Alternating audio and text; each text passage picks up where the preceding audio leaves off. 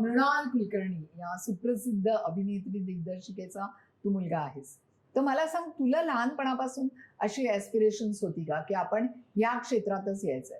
अशी ऍस्पिरेशन्स म्हणजे आता लहानपणी सगळ्या लहान मुलांना एक विचारतात ना की तुला बाबांसारखं अमुक व्हायचंय का आईसारखं अमुक व्हायचंय. हे सांगते सगळ्यांना की त्याचे बाबा एक प्रथितयश वकील आहेत, सो त्यामुळे एकीकडे वकिली आणि एकीकडे हे फील्ड. बाबा अनेक वेळा म्हणतो ऍक्टिंग आणि वकिलीमध्ये फार फरक नाही.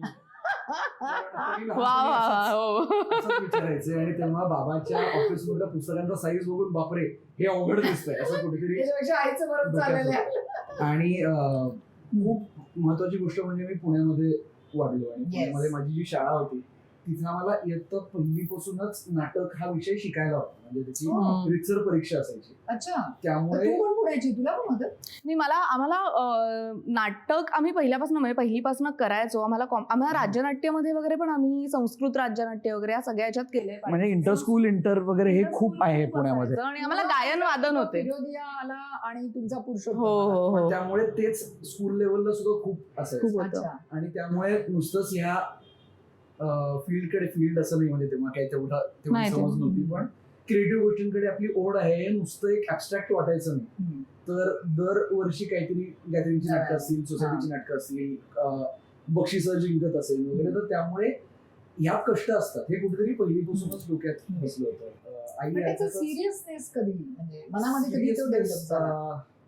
कारण कधी पण आपण तेव्हा एक हौशी सगळे आपले ग्रुप असतो म्हणून वगैरे असं होतं. सिरियस करिअर आय थिंक सगळ्या मुलांच्या आयुष्यात जसं होतं तसंच झालं. एकदा साधारण 10वी जवळ घरच्यांनी प्रेशर टाकायला सुरुवात केली की काय म्हणजे काय हवं ते, फक्त काय ते सांग. एक्झॅक्टली. कारण आधीपासूनच थोडी फिल्डिंग लावायला लागते. कुठलंही तुम्हाला फील्ड निवडायचं असेल तरी आधीपासून एक साधारण त्याच्यामध्ये तुम्ही काय करू शकता, अजून 4 गोष्टी त्याच्या आसपासच्या काय तुम्हाला आल्या पाहिजे ते सगळं येतं. तर ऍक्टिंग असं कुठे माझ्या डोक्यात नव्हतं. खरं तू उत्तम लेखक आहे. म्हणजे माझा कल हा लेखन दिग्दर्शनाकडे. कारण मला पहिलं तुझं प्ले होता, तुम्ही बघायला आले ते, मला होणार म्हणाली तुमच्या मुलांनी लिहिलंय. म्हणजे काय लिहिलंय आणि आणि इंग्लिश मध्ये होता. आणखीन आहे म्हणजे. मग कसं काय हे कसं काय म्हणजे? हा, त्यामुळे. आणि आईनी मला खूप लहानपणी एक ऋषी कपूरांची त्यांचा इंटरव्ह्यू, त्यांची मुलाखत वाचून दाखवला होता. त्यात ऋषी कपूर म्हणाले होते की बरं झालं मी ऍक्टर झालो, कारण मी जर झालो नसतो तर मला बाकी काहीच येत नाही. आणि मला खूप भीती वाटली होती, कारण आपण कोणीच ऋषी कपूर नाही. पूर्ण जाणीव होती. आणि त्यामुळे पहिल्यापासूनच माझाही क्रिएटिव्ह फील्ड मध्ये जायचं हे माझं बऱ्यापैकी ठरलेलं होतं. पण मला ऍक्टिंगच करायची किंवा मला लेखनच करायचंय किंवा मला दिग्दर्शनच करायचंय असा हट्ट नव्हता. जेवढं त्याबद्दल शिकता येईल तेवढं मी शिकायचा प्रयत्न करत होतो. विविध माणसं विविध गोष्टी सांगायचे तर सगळं करून बघायचं. कोणी म्हटलं अरे मग अॅनिमेशन सुद्धा साधारण तेव्हा इंडियामध्ये ती इंडस्ट्री एकदम मोठ्या प्रमाणात निर्माण होत होती. तर मग तिथे गेलो, म्हणलं मला अॅनिमेशन शिकायचंय. ते म्हणजे त्यासाठी इंटरमिडिएटची परीक्षा दे. ठीक आहे, मग इंटरमिडिएटची परीक्षा दिली. ते ऍस्टर बिस्टर फुलं बिलं रंगवायला शिकलो. तो पण लक्षात की यातलं सुद्धा आपल्याला क्रिएटिव्ह आवडतंय, हे नाही आवडत आहे. मग असंच कोणीतरी सांगितलं की मग ऍडव्हर्टायझिंग मध्ये जा. मग ओळखीच्या तिथं पुण्यामध्ये ज्या ऍडव्हर्टायझिंग एजन्सीज आहेत तिथे एकदम मित्र किंवा ओळखीचे होते, त्यांच्याकडे जाऊन बसायचो. तिथे लक्षात आलं की हे येत होतं. म्हणजे हळूहळू मग तिथं फोटोशॉप शिकायला लागलो मी थोडं. मग व्हिडिओ इथं जाऊन मग एडिटिंग हळूहळू शिकायला लागलो. तर या सगळ्या गोष्टी मी शिकायला लागलो होतो. आणि आय थिंक आमची पिढी खूप लकी आहे या बाबतीत की एक खूप महत्वाची गोष्ट घडली आमच्या काळात की प्रत्येकाच्या फोनमध्ये कॅमेरा. त्यामुळे एक्सपेरिमेंट घरच्या घरी एक्सपेरिमेंट करू शकत होतो. त्याच्या बरोबरच्या म्हणजे फोनवर शूट करायचं, मित्रांबरोबर शूट करायचं, एडिट करून बघायचं, ते करायचं. ही एक लहानपणापासूनच मला म्हणजे अगदी 10वीत असल्यापासूनच 9वी पासून सवय लागली होती. तुझा पहिला प्ले तू अनाथामा केला कधी? तो मी 18 वर्षांचा असताना केला. आम्ही सगळे 12वी जस्ट झाली होती. मी मुंबईत जस्ट शिफ्ट झालो होतो आणि साधारण एक पुण्याच्या विविध ग्रुप्सकडनं मी आणि माझे मित्र काम करत होतो. पण आता एक आपल्याला हवं तसं आपण करू असं ठरलं. आणि मग सगळे एकत्र आल्यावर लक्षात आलं आपण सगळेच ऍक्टर्स आहोत. कुणीतरी लिहावंही लागणार आहे, कुणीतरी डिरेक्टही करावं लागणार आहे. मग तेव्हा मी म्हणलं मी लिहून बघतो आणि मग मी माझं पहिलं नाटक लिहिलं. ओके. आणि मग त्याच्यानंतर मग पुष्कळशी तू लिहिलीस, त्याच्याबद्दलही सांगा मला.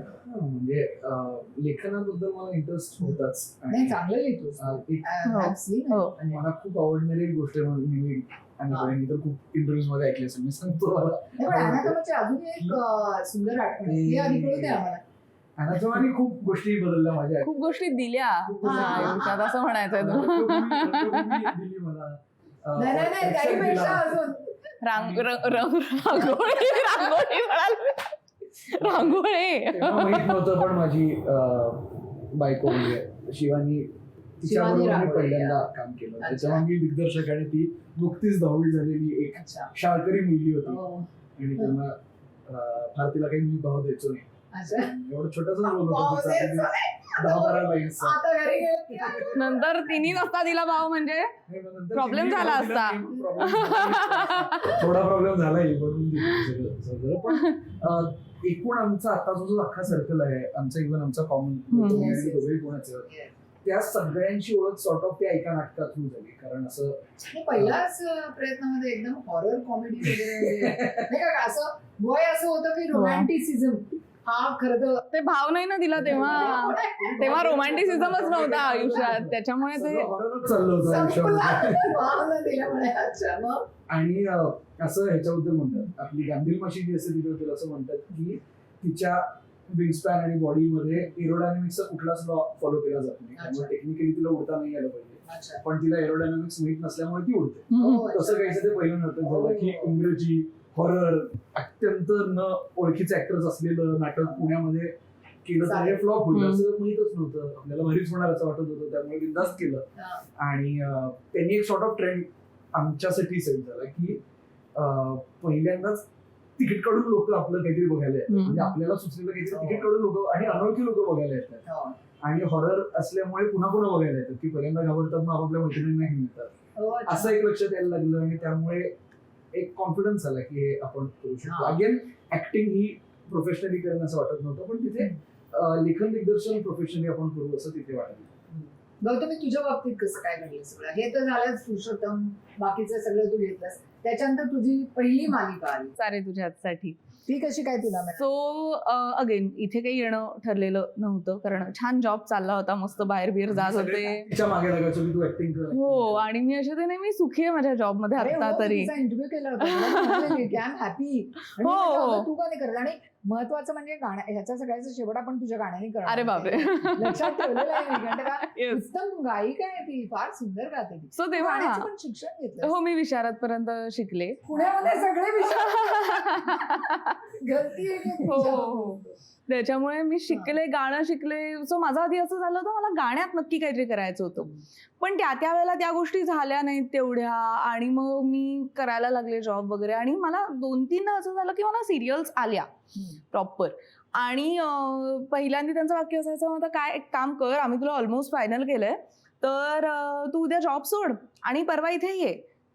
असं नसतं इथे द्यावा लागतो नोटीस पिरियड वगैरे. म्हटलं मी खूप काहीतरी वेगळ्या पद्धतीच्या ह्याच्यात काम करते तर मग ते असं उद्या सोडून नाही येता येणार.